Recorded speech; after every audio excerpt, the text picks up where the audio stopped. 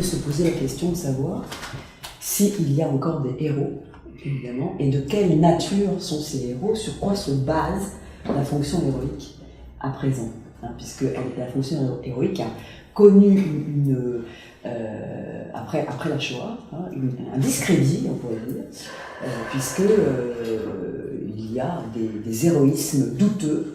Hein. À partir du moment, ce qu'on peut remarquer, à partir du moment où l'héroïsme, si vous voulez, la caractéristique héroïque se dégage du corps, c'est-à-dire que le héros n'est plus héroïque au nom de sa force, de son engagement ou du risque physique qu'il prend, hein, ce qui était de tradition, ce qui pouvait le caractériser, quelque chose se produit, hein, puisqu'on a un décrochement entre la cause, les idéaux, et le corps du sujet qui s'y engage.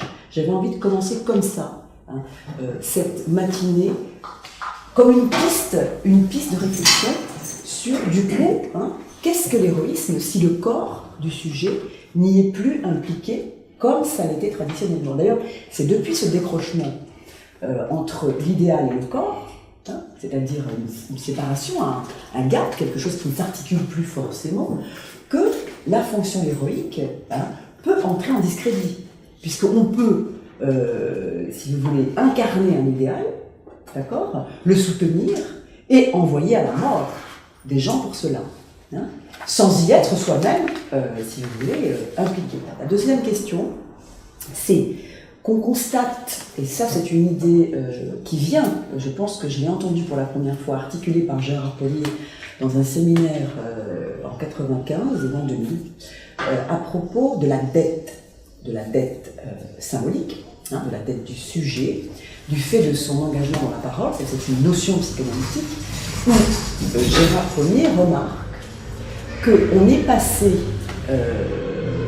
en 2000 ans d'histoire, hein, d'une dette envers le père, c'est-à-dire que le sujet serait en dette, enfin, envers le père, à une inversion de la dette, d'accord, où c'est le parent ou le père qui devrait, d'accord, il y a une sorte d'inversion de la dette subjective, hein, qui est notable, d'accord, c'est-à-dire que le sujet, hein, se positionne vis-à-vis du monde, hein, comme si le monde lui devait, hein, quelque chose. Voilà. C'est important puisque ça réarticule aussi les notions de, j'allais dire, de mérite, de paradis sur terre, enfin, où tout d'un coup le sujet, si vous voulez, comment dire, ne mérite plus, j'allais dire, par rapport aux idéaux qu'articulait le religieux, hein, où il ne gagne plus son paradis, comment dire, potentiellement, mais il y a droit là tout de suite maintenant, hein, comme si on lui devait. D'accord, bon. Donc il y a une sorte d'inversion de la dette qui aussi, par rapport à la notion du héros, hein, modifie les choses, puisque ce qu'on remarque, c'est qu'à la faveur, ou en tout cas parallèlement à cette inversion de la dette, il y a je pèse un peu mon mot, mais une sorte de mode ou d'idéologie de la victime, ou d'une victimisation, ça on l'a remarqué, hein, ambiante et croissante, hein, qui gagne le discours, qui gagne du terrain dans le social, d'accord, victimisation, discours victimaire, si vous voulez, au nom duquel, hein, chaque sujet, on pourrait même dire chaque individu, serait fondé, d'accord, à avoir ce qu'il veut ou à avoir satisfaction par rapport à sa demande, hein, quelle qu'elle soit, d'accord. Donc il y a du coup quelque chose qui s'articule à cette inversion de la dette, qui est assez intéressante, qui a été d'ailleurs pointée par une philosophe américaine qui s'appelle Susan Eman. C'est un article dans Libération auquel je vous renvoie, de 2013, Sauvons les héros, ça s'appelle, c'est un qui s'appelle Sauvons les héros, où cette philosophe pointe de façon assez fine, je trouve, que on est maintenant dans un temps où, à travers cette posture victimaire, hein, du sujet ou de l'individu, eh bien, on est dans une attitude, comment dire, on n'est plus positionné par rapport à ce qu'on fait au monde, hein, c'est-à-dire qui peut aussi renvoyer au fait héroïque, hein, c'est-à-dire ce qu'on fait pour le monde ou ce qu'on fait au monde, mais à l'envers, à ce que le monde nous fait, d'accord, hein, ce que le monde nous a fait ou nous fait. Vous voyez, c'est une posture qui finalement met en avant, non pas finalement ce qu'on peut faire pour le monde, c'est-à-dire les idéaux, etc., mais ce que le monde nous fait. Voilà. Donc, en quelque sorte, ce qui arrive est premier, c'est-à-dire qu'on est victime du fait ou d'un événement, d'accord, ce que le monde nous fait, en gros, et il y a une notion de responsabilité subjective qui est quand même liée à l'héroïsme, à la notion héroïque en tout cas, où on ne se positionne plus par rapport à ce qu'on fait de ce qui arrive, par rapport à ce qu'on peut faire de ce qui arrive, par rapport à l'événement. C'est tout une modification des idéaux ou d'un positionnement par rapport aux idéaux. Voilà. C'est un petit peu comme ça que j'avais envie d'ouvrir. Alors, je vais continuer avant de laisser la parole à Olivier Douil, si tu me permets, Olivier, puisque je vais lire quelque chose. Alors, je dirais que peut-être qu'on en parlera ce matin, mais que Freud a parlé du héros, il a beaucoup parlé des fondateurs, et il a suggéré cette idée que je trouve intéressante, le fait que la fonction héroïque serait inconsciemment une affaire qui a à voir avec le maternel. C'est-à-dire qu'il y aurait une désignation inconsciente pour le sujet, d'accord, d'une destinée héroïque, d'après le désir d'une mère. Voilà. C'est tout à fait intéressant puisque Virginia Woolf est peinte à côté, il y a un très très grand portrait, et que j'ai beaucoup travaillé sur Virginia Woolf, on retrouve chez cet écrivain tout à fait ça. On retrouve dans son histoire, et si on s'occupe, si on s'intéresse aux déterminismes inconscients,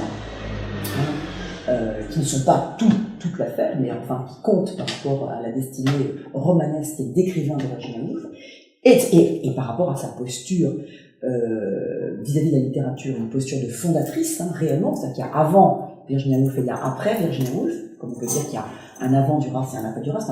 Voilà. Il y a une destinée où on retrouve quelque chose du fondateur dans cette posture et qui n'est pas sans rapport avec, en effet, je dirais, un idéal maternel, avec la mère de Virginia Woolf, qui en effet avait élu inconsciemment sa fille, d'accord, et qui avait mis sa fille en place d'être héroïque, où la mère de Virginia Woolf était quand même assez éprise de l'idée que l'héroïsme était du côté féminin. Et ce qui est très intéressant, c'est que on peut remarquer chez Virginia Woolf quelque chose qui a à voir avec une identification paternelle, puisque son père était écrivain, grand biographe, etc. Mais qu'elle va pas en rester là, c'est-à-dire que l'idée, en gros, c'est que par rapport à un héroïsme hérité du père, si on pourrait dire, ou hérité des idéaux paternels, Virginia Woolf va justement s'appuyer sur l'endroit précisément où son père se trouvait en défaut par rapport au regard maternel.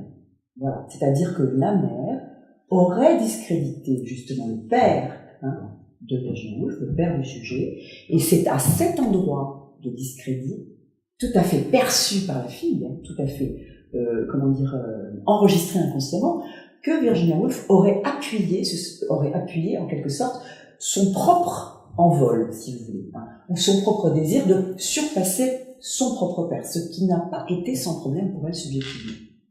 En effet, ça la mettait en posture de le dépasser, et donc de se retrouver confrontée à une forme de manque d'appui de ce fait même, si vous voulez. D'accord ? Bref, de se mettre à rivaliser avec le père.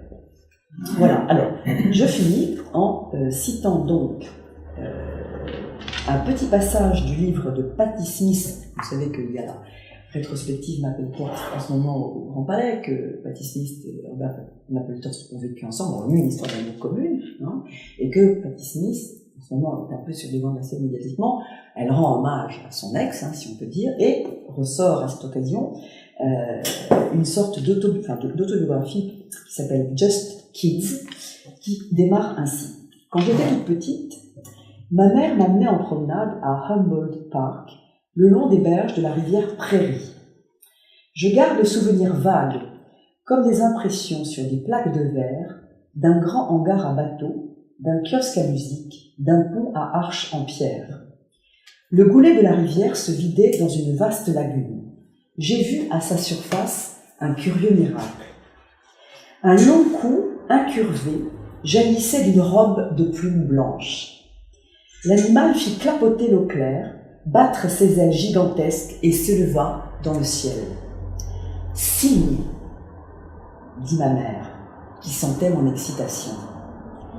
Mais le mot était loin de suffire à rendre compte de sa magnificence ou à transmettre l'émotion qu'il produisait en moi.